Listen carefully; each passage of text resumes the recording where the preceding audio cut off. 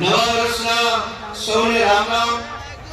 અને આ નવા વર્ષની અંદર નવું કરવા માટે આપણને સૌને માર્ગદર્શન આપવા બનાવેલા યશસ્વી પૂર્વ મુખ્યમંત્રી અને આમ આદમી પાર્ટીના કન્વીનર શ્રી અરવિંદ કેજરીવાલજી અને પંજાબના મુખ્યમંત્રી માનનીય ભગવંત માન સાહેબનું હું આપણી ગુજરાતની ધરતી પર હાર્દિક સ્વાગત કરું છું.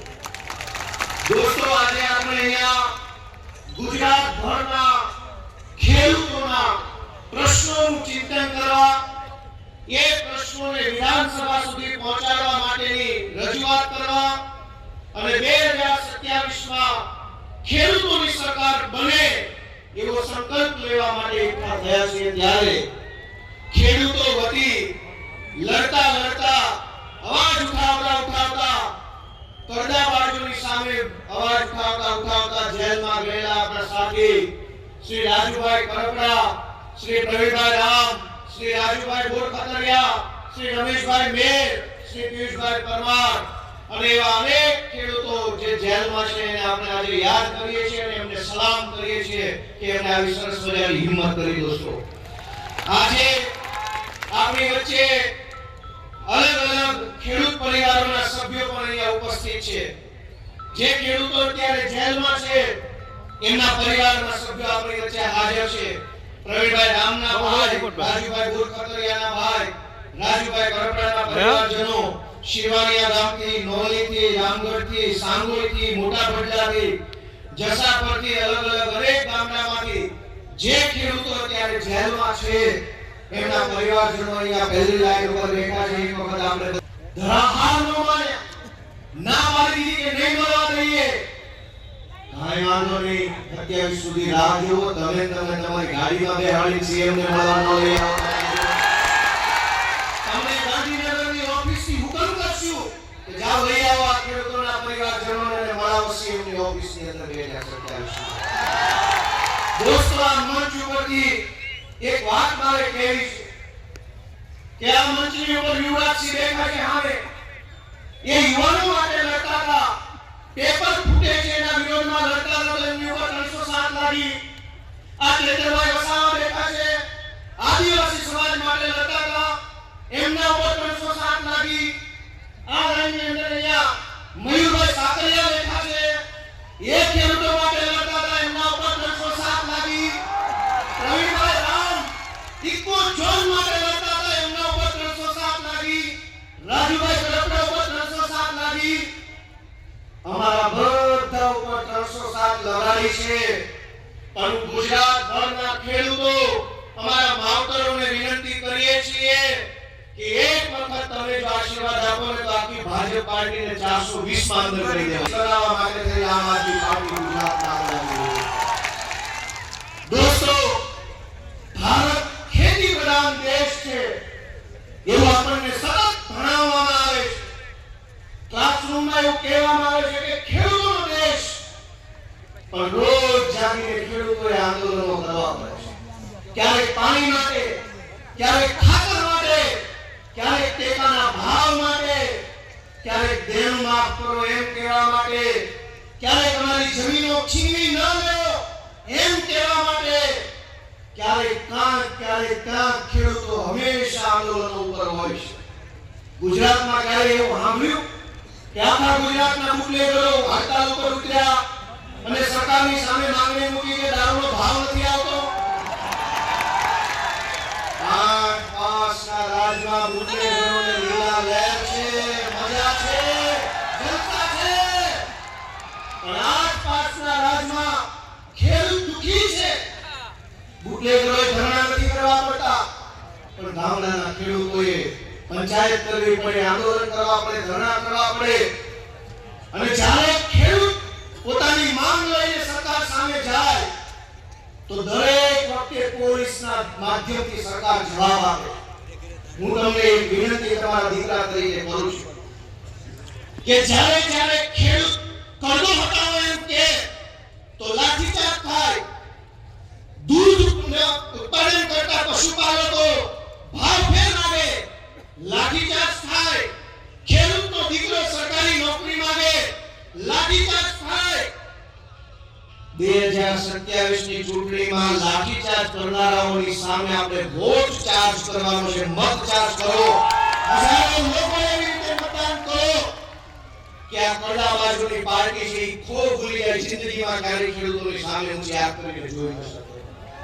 દોસ્તો, અત્યારે માવઠું થયું છે, કમોસમી વરસાદ એટલી હવે આવ્યો, ગાંધીનગરથી જાહેરાત તો થઈ કે સર્વે કરશું, વળતર આપશું, પણ જે માણસે ભાગવું ખેતર વાવવા રાખ્યું છે એનું શું? વળતર કદાચ મળે, તો ખેડૂતને મળે. આપણે કાઠિયાવાડમાં તો ભાગવું રાખનારા કેટલાય લોકો છે. કોઈ 15%, 20%, 30% મજૂરી ભાગવું રાખ્યું છે. એની ચિંતા ગાંધીનગરમાં બેઠેલા માણસને નથી. અને જેને ભાગવું નથી રાખ્યું ઈ રોજ જાગીને કોઈના ખેતરે મજૂરીએ જાય છે, ક્યાંક કપાસ વીણવા, ક્યાંક પાથરા કરવા, ક્યાંક ઓપનર રાખવા, ક્યાંક વાઢવા, ક્યાંક લણવા, ક્યાંક સોંપવા, ક્યાંક વીણવા. એ મજૂરી કરતા માણસને માવઠાના કારણે હવે મજૂરી નહીં મળે.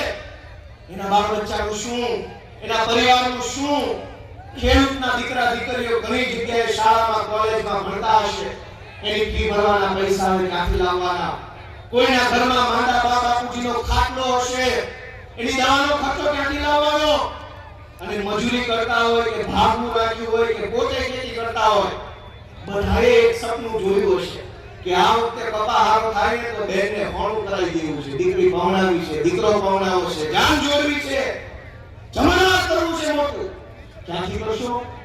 ભગવાનનો કહેર આપણી ઉપર વચ્ચો છે, પણ ખાલી ભગવાન નારાજ છે એટલું નથી, આ ભાજપ વાળા ઓછા આપણી ઉપર જુલમ નથી કરતા દોસ્તો.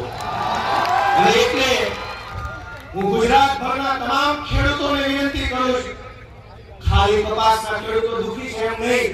અહીં સુરેન્દ્રનગરમાં મીઠું પકવતા ખેડૂતો, ઉત્તર ગુજરાતમાં બટાકા પકવતા ખેડૂતો, દક્ષિણ ગુજરાતમાં શેરડીના ખેડૂતો, મધ્ય ગુજરાતમાં તમાકુ પકવતા ખેડૂતો, પશુપાલકો, દરેકની સાથે એક યા બીજી રીતે કરડો થઈ ગયો છે. સહકારી મંડળીમાંથી લોન ઉઠાવો કે ન ઉઠાવો, તમારા નામના બિલ બની જાય અને ખેડૂતોના નામે 7/12માં બોજા પાડી દે. મંડળીમાં બેઠેલા માણસો કરોડોનું ખેડૂતોનું કરી નાખે અને તમે રાવ લઈને જાઓ ક્યાં? તમે દવા લેવા જાઓ તો કરડો થાય, ખાતરમાં કરડો, માલ પકડી વેચવા જાઓ તો કરડો, ફરિયાદ કરવા જાઓ તો કરડો. દોસ્તો, આ કરડા વાળાને કાઢવા માટે થઈ અને અરવિંદ કેજરીવાલ જે આપણી વચ્ચે પધાર્યા છે આ કરડા બાજુને કાઢવા. મિત્રો, આ ખેડૂતોની લડાઈ, ભાજપને તકલીફ શું વાતની છે કે જ્યારથી વિસાવદર વિધાનસભાની ચૂંટણીની અંદર વિસાવદરના અમારા ક્રાંતિકારી ખેડૂતોએ ધડાધડ ઝાડુ દબાવ્યું અને આ લોકોના મોઢા કાણે એવા કરી નાખ્યા, ત્યારથી આ લોકો ઉશ્કેરાયા. વિસાવદર વિધાનસભાના ખેડૂતોએ ગુજરાતને બતાવ્યું કે ખેડૂતમાં કેવડી તાકાત છે. ઝાડા થઈ ગયા ભાજપવાળાને વિસાવદર. ઘણા બધા ભાગલા કહી ગયા છે કે ઝાડા થઈ ગયા હોય તો ચડીઓ બદલે મેળ ન પડે, દવા કરી. ભાજપની સરકારને ઝાડા થઈ ગયા છે બદલે છે મંત્રી, હવે મંત્રી બદલે મેળ નહીં પડે, આખી સરકાર જ બદલવી પડે. બે પાસે મેળ નહીં પડે.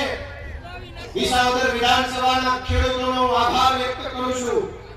અને આજે આ કિસાન મહાપંચાયતમાં ગુજરાતના કદાવર ખેડૂત નેતા, છેલ્લા 3 દશકામાં એમના જેવડા કદાવર ખેડૂત નેતા થયા નથી એવા સ્વર્ગસ્થ કેશુબાપા પટેલને પણ અત્યારે યાદ કરું છું. આજે સરદાર પટેલ સાહેબની જન્મ જયંતિ છે. સરદાર પટેલ એ બારડોલી સત્યાગ્રહ અને ખેડા સત્યાગ્રહ માટે જાણીતા છે. અંગ્રેજો પણ ભાજપવાળા જેવું કામ કરતા હતા. ખેડૂતો પર કર નાખે, વેરો નાખે, ટેક્સ નાખે, જુલમ કરે અને ખેડૂત સામે અવાજ ઉઠાવે તો પોલીસના ડંડા લઈને પોલીસ મોકલે. પણ એ જમાનામાં ખેડૂતોનું નેતૃત્વ સરદાર પટેલે કરેલું. ખેડા સત્યાગ્રહ સફળ થયો. કરડા કાંડ આગળ આવ્યો છે અને ખેડૂતો જે આગળ આવ્યા છે ભાજપની સરકારની પીછે હવે થશે અને થશે.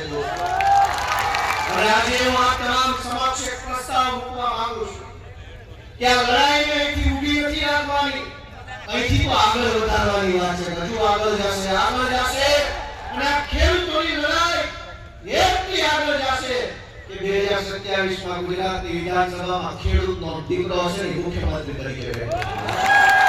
એટલે આજે ગુજરાતભરના તમામ ઝોનમાં આમ આદમી પાર્ટી દ્વારા આવી જ રીતે ખેડૂત મહાપંચાયતનું આયોજન કરવાનું નક્કી કર્યું છે. દોસ્તો તમે બધા સંમત છો એમાં? સૌરાષ્ટ્ર ઝોનમાં જામનગર ખાતે 9મી નવેમ્બરે, ઉત્તર ઝોનમાં બનાસકાંઠામાં 16 નવેમ્બરે, દક્ષિણ ઝોનમાં વ્યારામાં 23 નવેમ્બરે, પૂર્વ ઝોન આણંદની અંદર 30 નવેમ્બરે, સૌરાષ્ટ્ર ઝોનમાં અમરેલીમાં 7 ડિસેમ્બરે. નમસ્કાર મિત્રો, હું ફિરોઝ ઈરાની આજે તમને એક નવી વાત કરવા આવ્યો છું. દીવ મિરર ન્યૂઝ જોતા રહો, સબસ્ક્રાઇબ કરવાનું ભૂલતા નહીં અને શેર કરવાનું પણ ભૂલતા નહીં. સત્યની સાથે જોડાતા રહો. નમસ્તે મિત્રો, હું છું ચાંદની પરમાર.